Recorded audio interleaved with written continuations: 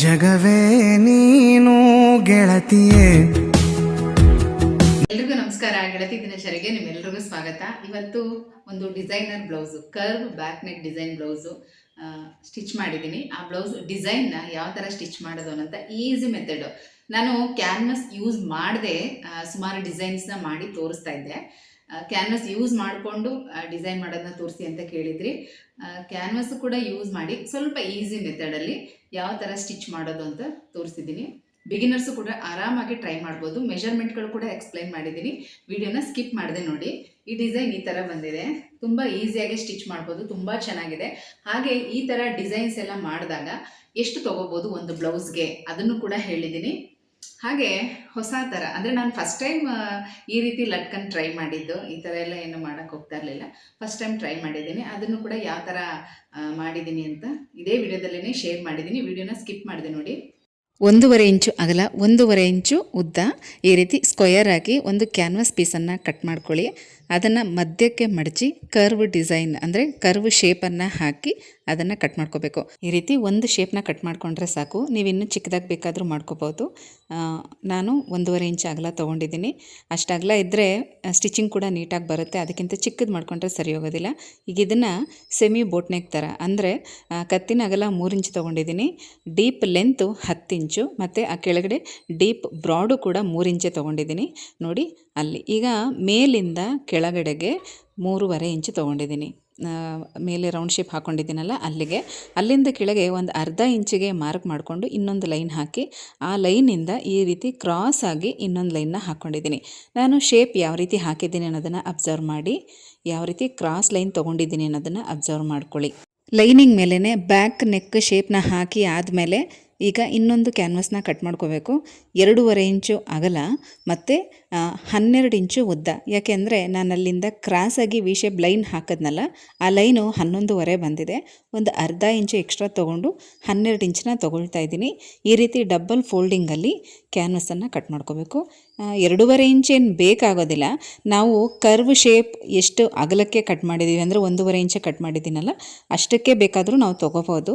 ನಾನು ಯಾವುದಕ್ಕೂ ಇರಲಿ ಅಂತ ಹೇಳಿ 2.5 ಇಂಚನ್ನ ತೊಗೊಂಡಿರೋದು. ಯಾಕಂದರೆ ಕೆಲವು ಸಲ ಸ್ಟಿಚ್ ಮಾಡಬೇಕಾದ್ರೆ ಅಥವಾ ಐರನ್ ಮಾಡಬೇಕಾದ್ರೆ ಏನಾದರೂ ಮಿಸ್ ಆಗಿ ಹರಿದೋಗೋ ಚಾನ್ಸಸ್ಸು ಇರುತ್ತೆ. ಹಾಗಾಗಿ ಸ್ವಲ್ಪ ಎಕ್ಸ್ಟ್ರಾ ತೊಗೋಬೇಕು. ಮತ್ತು ನೋಡಿ, ನಮಗೆ ಶೇಪ್ ಎಷ್ಟು ಬೇಕೋ ಅಷ್ಟಕ್ಕೇ ಒಂದು ಲೈನ್ ಕೂಡ ಹಾಕ್ಕೋಬೇಕು. ಇನ್ನು ಉಳಿದಿರೋದನ್ನು ಬೇಕಾದರೆ ಕಟ್ ಮಾಡ್ಬೋದು, ಇಲ್ಲದಿದ್ದರೆ ಒಂದು ಸಪೋರ್ಟ್ ಆಗಿ ಅದನ್ನು ಹಾಗೆ ಬೇಕಾದರೆ ಬಿಡ್ಬೋದು. ಈಗ ಲೈನ್ ಏನು ಹಾಕ್ಕೊಂಡಿದ್ದೀನಲ್ಲ ಅದ್ರ ಮೇಲೇ ನಾವು ಕಟ್ ಮಾಡಿರುವಂಥ ಕರ್ವ್ ಶೇಪ್ ಪೀಸನ್ನು ಇಟ್ಟು ಈ ರೀತಿ ಪೆನ್ನಲ್ಲಿ ಮಾರ್ಕ್ ಮಾಡ್ಕೋಬೇಕು. ಪೆನ್ನು ಅಥವಾ ಮಾರ್ಕರಿಂದನೂ ಕೂಡ ಮಾರ್ಕ್ ಮಾಡ್ಕೋಬೋದು. ಮಾರ್ಕ್ ಚಾಕ್ ಪೀಸೆಲ್ಲ ನಾವೇನು ಇಟ್ಕೊಂಡಿರ್ತೀವಿ ಅದರಲ್ಲೂ ಕೂಡ ಈ ರೀತಿ ಬರೆದು ಮಾರ್ಕ್ ಮಾಡಿಕೊಂಡು ಆಮೇಲೆ ಅದನ್ನು ನಿಧಾನವಾಗಿ ಕಟ್ ಮಾಡಬೇಕು. ಆ ಥರ ಮಾಡ್ಕೊಳ್ಳೋಕೆ ಹೋಗಬೇಡಿ, ಯಾಕಂದರೆ ಆ ಶೇಪ್ ತುಂಬಾ ಇಂಪಾರ್ಟೆಂಟ್. ನೀವು ಯಾವ ರೀತಿ ಕಟ್ ಮಾಡಿರ್ತೀರೋ ಸ್ಟಿಚಿಂಗ್ ಕೂಡ ಅದೇ ಶೇಪಲ್ಲೇ ಹೋಗುತ್ತೆ. ಹಾಗಾಗಿ ಕಟ್ ಮಾಡುವಾಗ ಸ್ವಲ್ಪ ನಿಧಾನವಾಗಿ ನೀಟಾಗಿ ಕಟ್ ಮಾಡ್ಕೊಳ್ಳಿ. 2 ಪೀಸನ್ನು ಒಟ್ಟಿಗೆ ಕಟ್ ಮಾಡ್ಕೊಳ್ಳಿ, ತುಂಬ ಈಸಿ ಆಗುತ್ತೆ. ನಾನು ಅಷ್ಟೇ ನೋಡಿ, ಡಬಲ್ ಫೋಲ್ಡಿಂಗಲ್ಲೇ ಶೇಪ್ ಹಾಕ್ಕೊಂಡು ಈಗ ಆ ಡಬಲ್ ಫೋಲ್ಡಿಂಗ್ ಪೀಸನ್ನು ಒಟ್ಟಿಗೆ ಕಟ್ ಮಾಡ್ಕೊಳ್ತಾ ಇದ್ದೀನಿ.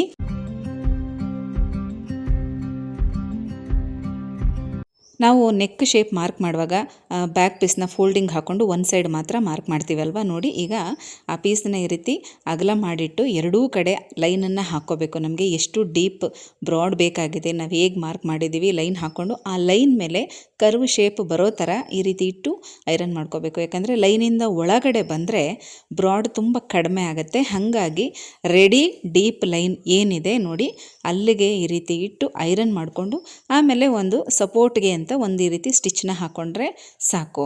ನಾನು ಈ ಕ್ಯಾನ್ವಸನ್ನು ಡೈರೆಕ್ಟಾಗಿ ಲೈನಿಂಗ್ ಮೇಲೆ ಇಟ್ಟು ಐರನ್ ಮಾಡಿ ಆಮೇಲೆ ಮೇನ್ ಫ್ಯಾಬ್ರಿಕ್ ಮೇಲೆ ಇಟ್ಟು ಆ ಶೇಪ್ ಮೇಲೇ ಸ್ಟಿಚ್ ಮಾಡಿಕೊಂಡು ಆಮೇಲೆ ಅದನ್ನು ಟರ್ನ್ ಮಾಡ್ಕೊಳ್ತೀನಿ. ತುಂಬ ಈಸಿ ಆಗುತ್ತೆ. ಈಸಿ ಮೆಥಡಲ್ಲಿ ನಾನು ನಿಮಗೆ ಹೇಳ್ತಾ ಇದ್ದೀನಿ. ಜರುಗಬಾರ್ದು ಅಂತ ಹೇಳಿ ಪಿನ್ ಹಾಕೋಬೇಕು. ಈಗ ಮೇಲ್ಗಡೆ ಮೊದಲು ಆ ರೌಂಡ್ ಶೇಪನ್ನು ಸ್ಟಿಚ್ ಮಾಡ್ಕೋಬೇಕು. ಮತ್ತು ಬ್ಯಾಕ್ ಸೈಡು ಟ್ಯಾಗ್ ಇಡೋದಾದರೆ ಟ್ಯಾಗ್ ಬೇಕೇ ಬೇಕು ಬಿಡಿ ಈ ರೀತಿ ಶೇಪ್ಗೆಲ್ಲ. ಹಾಗಾಗಿ ಟ್ಯಾಗ್ನು ಕೂಡ ಫಸ್ಟೇ ರೆಡಿ ಮಾಡಿ ಇಟ್ಕೊಳ್ಳಿ. ನೋಡಿ ಈ ರೀತಿ ಆ ಕರ್ವ್ ಶೇಪ್ ನಾವು ಸ್ಟಿಚ್ ಹಾಕೋದಕ್ಕಿಂತ ಮೊದಲು ನಾವು ಟ್ಯಾಗ್ನ ಅಲ್ಲಿಟ್ಟು ಒಟ್ಟಿಗೆ ರಫ್ ಹೊಡ್ಕೊಂಡು ಹಾಗೆ ಆ ಶೇಪ್ನ ಸ್ಟಿಚ್ ಮಾಡ್ಕೊಳ್ತಾ ಬರಬೇಕು. ಈ ರೀತಿ ಮಾಡೋದ್ರಿಂದ ಆ ಟ್ಯಾಗ್ ಒಳಗಡೆ ಹೋಗುತ್ತೆ ಮತ್ತು ಫಿನಿಶಿಂಗ್ ತುಂಬ ನೀಟಾಗಿ ಕಾಣಿಸುತ್ತೆ. ನಾವು ಹೀಗೆ ಟರ್ನ್ ಮಾಡ್ಕೊಳ್ಳುವಾಗ ಆ ತುದಿ ತುಂಬ ನೀಟಾಗಿ ಹೊರಗಡೆ ಬರುತ್ತೆ. ಹಾಗಾಗಿ ಈ ಮೆಥಡ್ನ ನೀವು ಯೂಸ್ ಮಾಡ್ಕೋಬೋದು. ಸ್ಟಿಚ್ ಮಾಡೋದಕ್ಕಿಂತ ಮೊದಲು ಫಸ್ಟೇ ಟ್ಯಾಗ್ನು ಕೂಡ ರೆಡಿ ಮಾಡಿ ಇಟ್ಕೊಳ್ಳಿ. ಈಗ ನಿಧಾನವಾಗಿ ಆ ಕರ್ವ್ ಶೇಪನ್ನ ಸ್ಟಿಚ್ ಹಾಕ್ಕೊಳ್ತಾ ಬರಬೇಕು. ಮತ್ತು ಇದನ್ನು ಎಕ್ಸ್ಟ್ರಾ ಪೀಸ್ನ ಕಟ್ ಮಾಡೋದು ಕೂಡ ತುಂಬಾ ಹುಷಾರಾಗಿ ಮಾಡಬೇಕು, ಯಾಕಂದರೆ ಆ ಮಧ್ಯದಲ್ಲಿರುವಂಥ ಪೀಸ್ ತುಂಬಾ ಮುಖ್ಯ ಆಗುತ್ತೆ. ಹಾಗಾಗಿ ಮೊದಲು ಎರಡೂ ಕಡೆನೂ ಈ ರೀತಿ ಶೇಪ್ನ ಫಿನಿಶಿಂಗ್ ಮಾಡಿಕೊಂಡು ಆಮೇಲೆ ಕಟ್ ಮಾಡ್ಕೋಬೇಕು. ಯಾವ ರೀತಿ ಕಟ್ ಮಾಡಬೇಕು ಅನ್ನೋದನ್ನು ಕೂಡ ನಾನು ತೋರಿಸ್ತಾ ಇದ್ದೀನಿ. ವಿಡಿಯೋನ ಸ್ಕಿಪ್ ಮಾಡಿ ನೋಡಬೇಡಿ, ಕಂಟಿನ್ಯೂಸ್ ಆಗಿ ನೋಡಿ.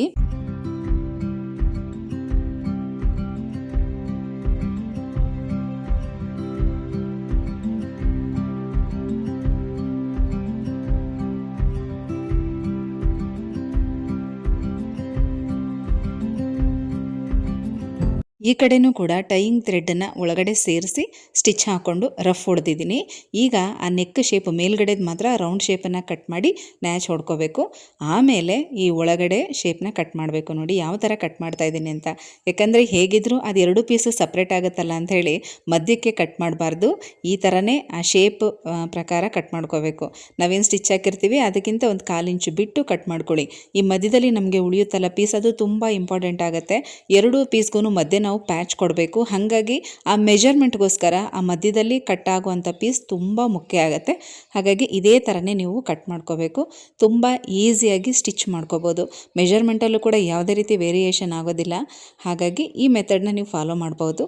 ಈಗ ಅದನ್ನು ಟರ್ನ್ ಮಾಡಿದ್ಮೇಲೆ, ಲೈನಿಂಗನ್ನು ಟರ್ನ್ ಮಾಡಿದ್ಮೇಲೆ ಐರನ್ ಮಾಡ್ಕೋಬೇಕು. ಐರನ್ ಮಾಡ್ಕೊಳ್ಳೋದ್ರಿಂದ ನೀವು ಮತ್ತೆ ಅದರ ಮೇಲೆ ಕಿನಾರಿ ಹಾಕಬೇಕು ಅಂತ ಅವಶ್ಯಕತೆ ಏನಿರೋದಿಲ್ಲ. ನೀಟಾಗಿ ಫಿನಿಶಿಂಗ್ ಬರುತ್ತೆ ಮತ್ತು ಎಲ್ಲೂ ಕೂಡ ಸ್ವಲ್ಪನೂ ರಿಂಕಲ್ಸ್ ಬರೋದಿಲ್ಲ. ಆ ಶೇಪ್ ತುದಿಗಳೆಲ್ಲ ನೀಟಾಗಿ ಹೊರಗಡೆ ಬರುತ್ತೆ. ಈ ರೀತಿ ಐರನ್ ಮಾಡ್ಕೋಬೇಕು. ಎರಡೂ ಪೀಸನ್ನು ಕೂಡ ನೀಟಾಗಿ ಐರನ್ ಮಾಡ್ಕೋಬೇಕು. ಆಮೇಲೆ ಸುತ್ತ ಲೈನಿಂಗನ್ನು ಅಟ್ಯಾಚ್ ಮಾಡಿ ಎಕ್ಸ್ಟ್ರಾ ಇರೋ ಪೀಸನ್ನೆಲ್ಲ ಕಟ್ ಮಾಡಬೇಕು.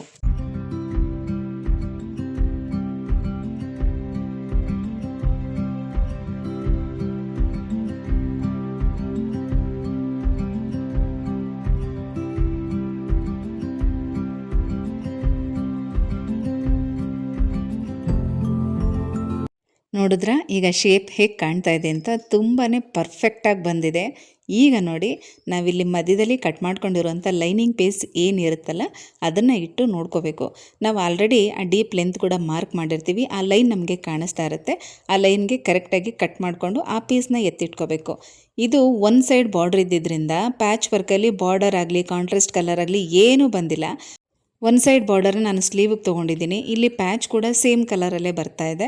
ಹಾಗಾಗಿ ನಾವೇನು ಕಟ್ ಮಾಡ್ಕೊಂಡಿರ್ತೀವಲ್ಲ ಆ ಪೀಸ್ಗಿಂತ ಆ ಕಡೆ ಈ ಕಡೆ 1 ಇಂಚು, ಮೇಲೆ ಕೆಳಗೆ ಅರ್ಧ ಇಂಚ್ ಎಕ್ಸ್ಟ್ರಾ ಬಿಟ್ಟು ಲೈನಿಂಗು ಮತ್ತು ಮೇನ್ ಪೀಸ್ ಏನಿರುತ್ತೆ ಅದೆರಡನ್ನೂ ಕಟ್ ಮಾಡ್ಕೋಬೇಕು. ಈಗ ನೋಡಿ, ನಾನು ಲೈನಿಂಗ್ನ ಅಟ್ಯಾಚ್ ಮಾಡ್ಕೊಂಡಿದ್ನಲ್ಲ, ಸುತ್ತ ಸ್ಟಿಚ್ ಹಾಕಿ ಎಕ್ಸ್ಟ್ರಾ ಇರೋ ಪೀಸೆಲ್ಲ ಕಟ್ ಮಾಡ್ಕೊಳ್ತಾ ಇದ್ದೀನಿ. ಎರಡೂ ಪೀಸು ಕೂಡ ಇದೇ ಥರನೇ ಮಾಡ್ಕೋಬೇಕು. ಈಗ ಎರಡು ಪೀಸು ರೆಡಿ ಆದಮೇಲೆ ಮಧ್ಯದಲ್ಲಿ ನಾವು ಪ್ಯಾಚ್ಗೆ ಅಂತ ಕಟ್ ಮಾಡ್ಕೊಂಡಿದ್ವಲ್ಲ ಅದನ್ನು ರೆಡಿ ಮಾಡ್ಕೋಬೇಕು. ಇದಕ್ಕೂ ಕೂಡ ನೀವು ಬೇಕಿದ್ರೆ ಕ್ಯಾನ್ವಾಸ್ ಹಾಕಿ ಸ್ಟಿಚ್ ಮಾಡ್ಬೋದು. ಇಲ್ಲ ಅಂದರೆ ಲೈನಿಂಗು ಮತ್ತು ಮೇನ್ ಪೀಸನ್ನು ಇಟ್ಟು ಸ್ಟಿಚ್ ಮಾಡ್ಕೋಬೋದು. ಒಂದು ಕಡೆ ಮಾತ್ರ ಸ್ಟಿಚ್ ಹಾಕ್ಕೊಂಡು ಕಿನಾರಿ ಹಾಕಿ ಅದನ್ನು ಟರ್ನ್ ಮಾಡಿ ಮತ್ತೆ ಕಿನಾರಿ ಹಾಕಿ ಸುತ್ತ ಸ್ಟಿಚ್ ಹಾಕಿ ರೆಡಿ ಮಾಡಿಕೊಂಡು ಎಕ್ಸ್ಟ್ರಾ ಇರೋ ಪೀಸನ್ನು ಕಟ್ ಮಾಡ್ಕೋಬೇಕು. ಆಮೇಲೆ ನಾವು ರೆಡಿ ಮಾಡ್ಕೊಂಡಿರೋಂಥ ಕರ್ವ್ ಶೇಪನ್ನು ಇದ್ರ ಮೇಲಿಟ್ಟು ಸ್ಟಿಚ್ ಮಾಡ್ಕೋಬೇಕು. ಅದು ಕೂಡ ಯಾವ ಥರ ಮೆಜರ್ಮೆಂಟ್ ತೊಗೋಬೇಕು ಅಂತಲೂ ಕೂಡ ನಾನು ತೋರಿಸಿದ್ದೀನಿ. ನಾನು ಅದಕ್ಕೆ ಹೇಳಿದ್ದು ವಿಡಿಯೋನ ಸ್ಕಿಪ್ ಮಾಡಬೇಡಿ ಅಂತ. ಈಗ ಈ ಪ್ಯಾಚ್ ಪೀಸ್ ರೆಡಿ ಆಯಿತು. ಅದನ್ನು ಎಕ್ಸ್ಟ್ರಾ ಇರೋ ಪೀಸೆಲ್ಲ ಕಟ್ ಮಾಡಿ ಆಗಲೇ ಈ ಪೀಸ್ ಎತ್ತಿಟ್ಕೊಂಡಿದ್ನಲ್ಲ ಅದನ್ನು ಅದ್ರ ಮೇಲೆ ಇಟ್ಟು ನೋಡಿ ಈ ಥರ ನೋಡ್ಕೋಬೇಕು. ಆ ಶೇಪ್ ಮತ್ತು ಡೀಪ್ ಲೆಂತ್ ಕರೆಕ್ಟಾಗಿ ಕೂತ್ಕೊಳ್ಳೋ ಥರ ನೋಡಿಕೊಂಡು ಮಾರ್ಕರಿಂದ ಮಾರ್ಕ್ ಮಾಡಿ ಇನ್ನೊಂದು ಸೈಡ್ಗೆ ಪಿನ್ ಹಾಕ್ಕೊಂಡು ಆಮೇಲೆ ಅಲ್ಲಿಂದ ಅಲ್ಲಿಗೆ ಮಾತ್ರ ಎಡ್ಜ್ ಮೇಲೇ ಕಿನಾರಿ ಸ್ಟಿಚ್ ಹಾಕ್ಕೊಳ್ಳಿ. ಇದನ್ನು ಸ್ಟಿಚ್ ಹಾಕುವಾಗ ಬೇಕಾದರೆ ಸ್ಟಿಚಸ್ಸನ್ನು ಅಡ್ಜಸ್ಟ್ಮೆಂಟ್ ಇರುತ್ತಲ್ಲ ಅದನ್ನು ಸ್ವಲ್ಪ ಸಣ್ಣದಾಗಿ ಇಟ್ಕೊಳ್ಳಿ. ಆಗ ತುಂಬ ನೀಟಾಗಿ ಬರುತ್ತೆ. ನಾನು ಈ ಬ್ಲೌಸ್ಗೆ ಯಾವುದೇ ಥರ ಲೇಸ್ ಆಗಲಿ ಏನು ಕೂಡ ಕೊಡ್ತಾ ಇಲ್ಲ. ಹಾಗಾಗಿ ಈ ಪ್ಯಾಚ್ ಸಪೋರ್ಟ್ಗೆ ಸಿಂಗಲ್ ಸ್ಟಿಚ್ ಮಾತ್ರ ಬೀಳುತ್ತೆ. ಹಾಗಾಗಿ ಸ್ಟಿಚಿಂಗನ್ನು ಸ್ವಲ್ಪ ಸಣ್ಣದಾಗಿ ಇಟ್ಕೊಂಡ್ರೆ ಗಟ್ಟಿಯಾಗಿರುತ್ತೆ. ಆಗುತ್ತೆ ಅಂತ ಹೇಳ್ತಾ ಇದ್ದೀನಿ ಅಷ್ಟೇ. ಈ ರೀತಿ ತುಂಬ ಸಣ್ಣ ಸಣ್ಣ ಟಿಪ್ಸ್ಗಳನ್ನು ಯಾರು ಅಷ್ಟು ಸುಲಭವಾಗಿ ಹೇಳೋದಿಲ್ಲ. ಏನೋ ಡಿಸೈನ್ ಸ್ಟಿಚ್ ಮಾಡಬೇಕು ಅದನ್ನು ತೋರಿಸ್ತಾರೆ. ಬಿಗಿನರ್ಸು ಕೂಡ ತುಂಬ ಜನ ವೀಡಿಯೋಸ್ನ ನೋಡೋದ್ರಿಂದ ನಾನು ಪಿನ್ ಟು ಪಿನ್ ನಿಮಗೆ ಇಷ್ಟೊಂದು ಎಕ್ಸ್ಪ್ಲೇನ್ ಮಾಡ್ತಾ ಇದ್ದೀನಿ. ನಾನು ಕೂಡ ಸುಮಾರು 7-8 ವರ್ಷ ಟೈಲರಿಂಗ್ ಕ್ಲಾಸ್ ಎಕ್ಸ್ಪೀರಿಯನ್ಸ್ ಮೇಲೆ ಇಷ್ಟು ಡೀಟೇಲ್ ಆಗಿ ನಾನು ನಿಮಗೆ ಹೇಳ್ತಾ ಹೋಗ್ತೀನಿ. ನೀವು ಗೊತ್ತಿಲ್ಲದೆ ಲಾಂಗ್ ಸ್ಟಿಚ್ಚಲ್ಲೇ ಇದನ್ನು ಕೂಡ ಅಂದರೆ ನಾರ್ಮಲಾಗಿ ನೀವು ಬ್ಲೌಸ್ ಸ್ಟಿಚಿಂಗ್ ಮಾಡ್ತಿರಲ್ಲ ಆ ಸ್ಟಿಚಿಂಗಲ್ಲೇ ನೀವು ಅದನ್ನು ಸ್ಟಿಚ್ ಮಾಡಿದ್ರೆ ಅದು ಕೆಲವು ದಿನ ಆದಮೇಲೆ ಬಿಟ್ಕೊಳ್ಳೋ ಚಾನ್ಸಸ್ ಇರುತ್ತೆ. ಅಥವಾ ನೀವು ಅಲ್ಲಿಗೆ ಲೇಸ್ ಏನಾದರೂ ಕೊಡ್ತೀರಾ ಅಂದರೆ ಅದು ಸಪೋರ್ಟಿಂಗ್ ಆಗಿರುತ್ತೆ, ಡಬಲ್ ಸ್ಟಿಚ್ ಬೀಳುತ್ತೆ, ಸಪೋರ್ಟಿಂಗ್ ಆಗಿರುತ್ತೆ. ಆ ಥರ ಎಲ್ಲ ಏನು ಕೊಡ್ತಾ ಇಲ್ಲ ಅಂತಂದರೆ ಈಗ ನಾನು ಹೇಳ್ದಾಗೆ ತುಂಬ ಸಣ್ಣ ಸ್ಟಿಚ್ಚಲ್ಲಿ ಅಲ್ಲಿ ಕಿನಾರಿನ ಹಾಕ್ಕೊಳ್ಳಿ, ತುಂಬ ಗಟ್ಟಿಯಾಗಿ ಕುತ್ಕೊಳ್ಳುತ್ತೆ ಸ್ಟಿಚಿಂಗ್. ಈಗ ಫೋಲ್ಡಿಂಗ್ಗೆ ಪೀಸ್ ಕೊಟ್ಟು ಫೋಲ್ಡ್ ಮಾಡಬೇಕು. 1.5 ಇಂಚು ಅಗಲದ ಒಂದು ಪಟ್ಟಿನ ಕಟ್ ಮಾಡಿಕೊಂಡು ಈ ರೀತಿ ಅಟ್ಯಾಚ್ ಮಾಡಿ ಫೋಲ್ಡಿಂಗ್ ಮಾಡಿ. ಮತ್ತು ಇದನ್ನು ಬ್ಯಾಕ್ ಎಮ್ಮಿಂಗ್ ಮಾಡಿದ್ರೆ ತುಂಬ ಚೆನ್ನಾಗಿ ಬರುತ್ತೆ, ನೋಡ್ಕೊಳ್ಳಿ. ಅಥವಾ ಗೋಲ್ಡ್ ಪೈಪಿಂಗ್ ಕೂಡ ಕೊಡ್ಬೋದು, ಅದನ್ನು ತುಂಬ ಚೆನ್ನಾಗಿ ಬರುತ್ತೆ. ನಿಮ್ಮ ಕ್ರಿಯೇಟಿವಿಟಿ ಅದು. ಒಂದು ಡಿಸೈನ್ನ ನೀವು ನೋಡಿದಾಗ ಅದನ್ನು ಬೇರೆ ಬೇರೆ ರೀತಿಲಿ ಯಾವ ಥರ ನೀವು ಚೇಂಜ್ ಮಾಡ್ಕೊಂಡು ಮಾಡ್ತೀರಾ ಅಂದರೆ ಖಂಡಿತವಾಗ್ಲೂ ಟ್ರೈ ಮಾಡಿ, ಅದು ನಿಮ್ಮ ಕ್ರಿಯೇಟಿವಿಟಿ ಆಗಿರುತ್ತೆ. ಈ ರೀತಿ ಫೋಲ್ಡಿಂಗ್ನ ಮಾಡ್ಕೊಳ್ಳಿ. ಮತ್ತು ಫೋಲ್ಡಿಂಗ್ ಆದಮೇಲೆ ಅಲ್ಲಿ ಲಾಂಗ್ ಸ್ಟಿಚ್ಚನ್ನ ಅಂದರೆ ಡಮ್ಮಿ ಸ್ಟಿಚ್ನ ಹಾಕೋತಾ ಇದ್ದೀನಿ. ಎಮ್ಮಿಂಗ್ ಆದಮೇಲೆ ಆ ಸ್ಟಿಚ್ನ ತೆಗಿಬಹುದು.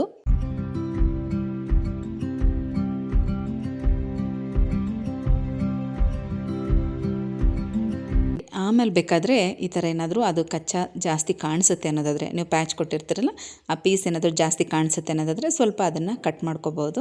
ಈ ರೀತಿ ಬ್ಲೌಸ್ ಫಿನಿಶಿಂಗ್ ಆಯಿತು. ತುಂಬ ನೀಟಾಗಾಗಿದೆ. ಕೆಲವರು ತುಂಬ ಡಿಸೈನ್ಸ್ ಎಲ್ಲ ಇಷ್ಟಪಡೋದಿಲ್ಲ, ಅಂಥವ್ರಿಗೆ ಇದಿಷ್ಟೇ ಸಾಕು. ಅಥವಾ ತುಂಬ ಗ್ರ್ಯಾಂಡಾಗಿ ಹಾಕ್ಕೊಳ್ಳೋದಕ್ಕೆ ಇಷ್ಟಪಡ್ತಾರೆ, ಅಥವಾ ಕೆಲವು ಗ್ರ್ಯಾಂಡ್ ಸ್ಯಾರಿಗೆ ಈ ಡಿಸೈನ್ ಮಾಡ್ತಾ ಇದ್ದೀರಾ ಅಂದರೆ ನೀವಿನ್ನೂ ಇದಕ್ಕೆ ಸ್ಟೋನ್ ಲೇಸ್ ಆಗಿರಲಿ ಅಥವಾ ಬೇರೆ ಲೇಸ್ಗಳು ಪೈಪಿಂಗು ಕೂಡ ಕೊಟ್ಟು ಫಿನಿಶಿಂಗ್ ಮಾಡ್ಬೋದು, ತುಂಬ ಚೆನ್ನಾಗಿರುತ್ತೆ. ಈಗ ಲಟ್ಕನ್ನ ರೆಡಿ ಮಾಡ್ತಾ ಇದ್ದೀನಿ. ಸ್ಕ್ವಯರ್ ಆಗಿ 4x4 ಅಂದರೆ ಅಗಲ 4 ಉದ್ದ 4 ಇಂಚಿನ ಒಂದು ಸ್ಕ್ವಯರ್ ಆಗಿ 2 ಪೀಸ್ನ ಕಟ್ ಮಾಡ್ಕೊಂಡಿದ್ದೀನಿ. ಇದು ಮಾಮೂಲಿಯಾಗಿ ನನ್ನ ಹತ್ರ ಉಳಿದಿದ್ದಂಥ ಲೇಸೇನೆ, ಅದನ್ನು ಒಂದು ಸೈಡ್ ಮಾತ್ರ ಸ್ಟಿಚ್ ಮಾಡಿಕೊಂಡು ಈ ರೀತಿ ಸ್ಕ್ವಯರ್ ಆಗಿ ಫೋಲ್ಡ್ ಮಾಡಿದ್ದೀನಿ ನೋಡಿ. ಈಗ ಇದನ್ನು ಟರ್ನ್ ಮಾಡಿಕೊಂಡು ಒಳಗಡೆಗೆ ಒಂದು ಸ್ವಲ್ಪ ಉಳಿದಿರೋ ಪೀಸನ್ನು ಒಳಗಡೆ ಹಾಕಿ ಥ್ರೆಡ್ಡನ್ನು ಕೂಡ ಒಳಗಡೆ ಹಾಕಿ ಮೇಲ್ಗಡೆ ಸ್ಟಿಚ್ ಮಾಡಿದ್ದೀನಿ. ತುಂಬ ಚೆನ್ನಾಗಿ ಕಾಣಿಸ್ತಾ ಇತ್ತು, ತುಂಬ ಇಷ್ಟ ಆಯಿತು ನನಗೂ ಕೂಡ. ಫಸ್ಟ್ ಟೈಮ್ ನಾನು ಈ ರೀತಿ ಎಲ್ಲ ಟ್ರೈ ಮಾಡಿದ್ದು, ಬಟ್ ತುಂಬ ಚೆನ್ನಾಗಿ ಕಾಣಿಸ್ತಾ ಇತ್ತು, ಸಿಂಪಲ್ಲಾಗಿ ಒಳ್ಳೆ ಲುಕ್ ಆಗಿತ್ತು.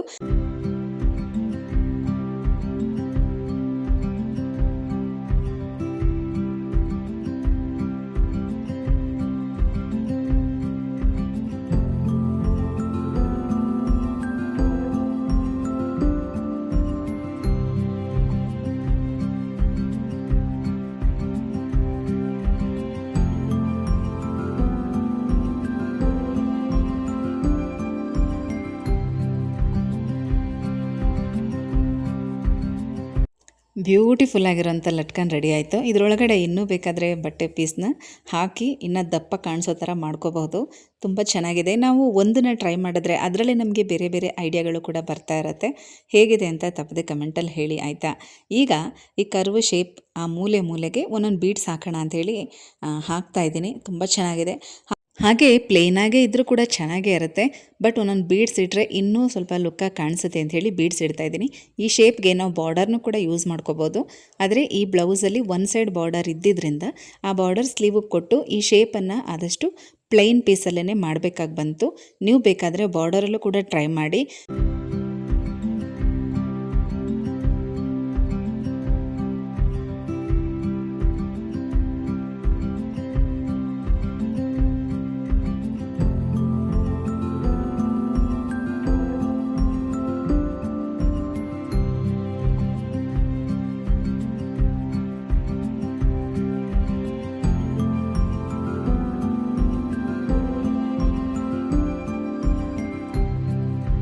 ಈ ರೀತಿ ಸೆಂಟ್ರಲ್ಲಿ ಯಾವುದೇ ರೀತಿ ಅದು ಬಾರ್ಡರೂ ಇಲ್ಲ ಅಥವಾ ಕಾಂಟ್ರಾಸ್ಟ್ ಕಲರೂ ಇಲ್ಲ ಆ ಪ್ಯಾಚ್ ಅಂಥೇಳಿ ಈ ಒಂದು ಪ್ಯಾಚ್ ವರ್ಕ್ ಡಿಸೈನ್ನ ನಾನು ಇಲ್ಲಿಗೆ ಅಟ್ಯಾಚ್ ಮಾಡ್ತಾ ಇದ್ದೀನಿ. ತುಂಬ ಡೀಸೆಂಟಾಗಿ ಚೆನ್ನಾಗಿ ಕಾಣಿಸ್ತಾ ಇದೆ. ಹಾಗಾಗಿ ಒಂದೇ ಒಂದು ಮಾತ್ರ ನಾನು ಇದರಲ್ಲಿಟ್ಟು ಅಟ್ಯಾಚ್ ಮಾಡ್ತಾ ಇದ್ದೀನಿ. ಇದನ್ನು ನಾವು ಗಮ್ ಹಾಕಿ ಅಂಟಿಸಿ ಆಮೇಲೆ ಸ್ಟಿಚ್ ಮಾಡ್ಕೋಬೋದು ಅಥವಾ ಕೈಯಲ್ಲೂ ಕೂಡ ಹೊಲಿಬೋದು. ಫೈನಲಿ ಈ ಬ್ಲೌಸ್ ಔಟ್ಲುಕ್ ಈ ಥರ ಬಂದಿದೆ. ಡಿಸೈನ್ ಹೇಗಿದೆ ಅಂತ ತಪ್ಪದೆ ಕಮೆಂಟಲ್ಲಿ ಹೇಳಿ ಆಯಿತಾ.